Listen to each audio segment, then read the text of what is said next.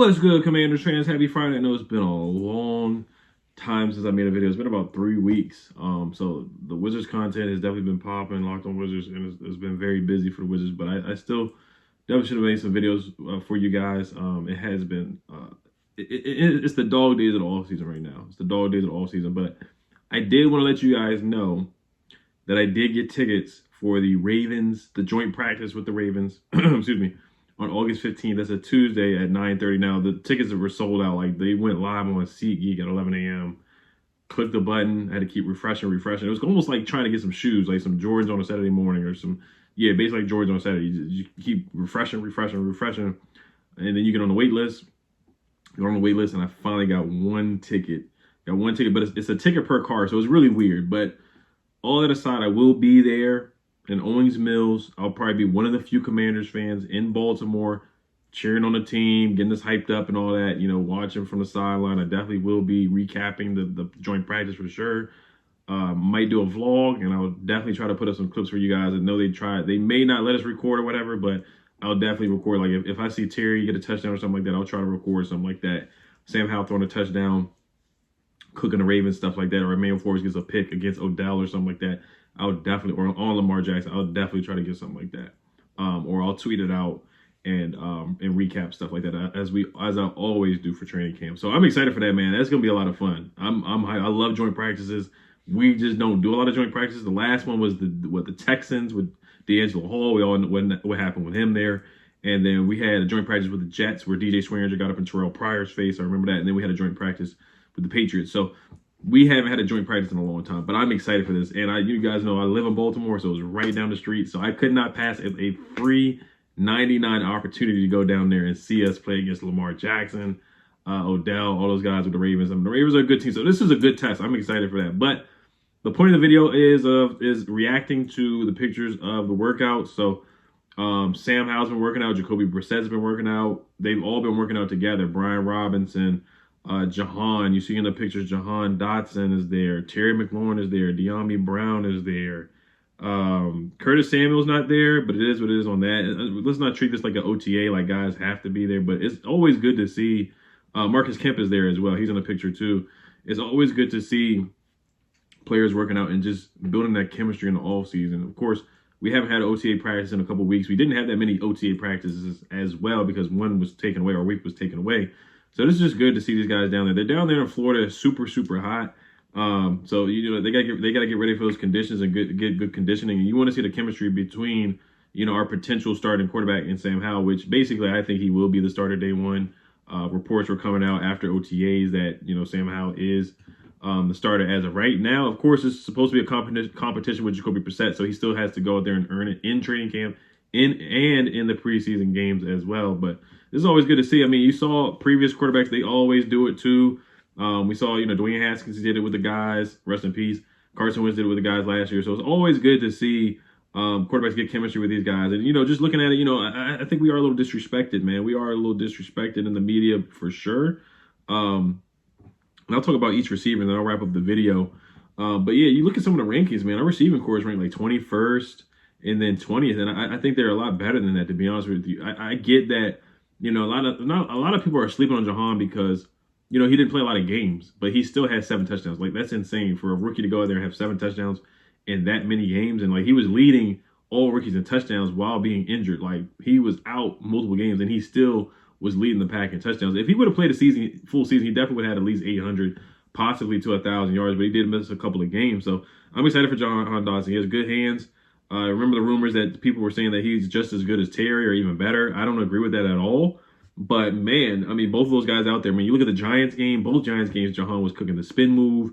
Then he mauled somebody as well for a big catch from Taylor Heineke for like 30 yards. So we have a legitimate trio, man. We do. We have a scary trio of receivers with Curtis, Jahan, and Terry. Like, I'm excited with these guys and just seeing the chemistry out there. And it's a big year for De'Ami Brown, man. This is a huge year. This is a make or break year for him. There's just not a lot of touches for him and not a lot of opportunities.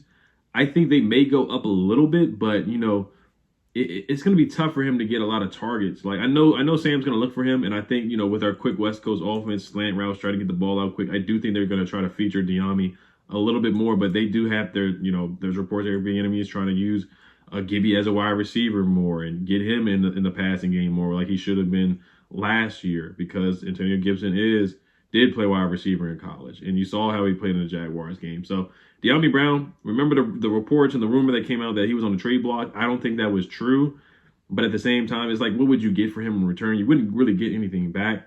But, you know, he's been vlogging, he's been putting up YouTube videos of him working out with Sam Howell, the North Carolina connection. Look at the way he played with Carolina. That's how you got to use Dyami. Now he does have to run other routes than just a go route. And you look at the Tennessee Titans game with Carson Wentz, when he had a quarterback that had an arm that was pushing the ball downfield, you see how dangerous Dyami Brown can really be. He can really take the top off of defense. Those 2 touchdown catches were really nice, man. And he had a one-handed touchdown grab as well. So this is a make or break year for Dyami Brown, but it's just tough, man, because Terry's got to get his targets. John's got to get his targets. Logan Thomas now is going to be featured a little bit more. He wasn't out there, but I know he's working out on his own. Cole Turner's going to be featured more in this offense with the tight end. You look in Kansas City, how much they targeted the tight end with Travis Kelce. I'm not comparing these guys to Travis Kelce, but, you know, there's not a lot of targets to go out there. So I'm intrigued to see what happens with Dyami Brown. I'm excited, but once again, I'm not getting my hopes up with him out there. Marcus Kemp, will he make the roster? Who knows?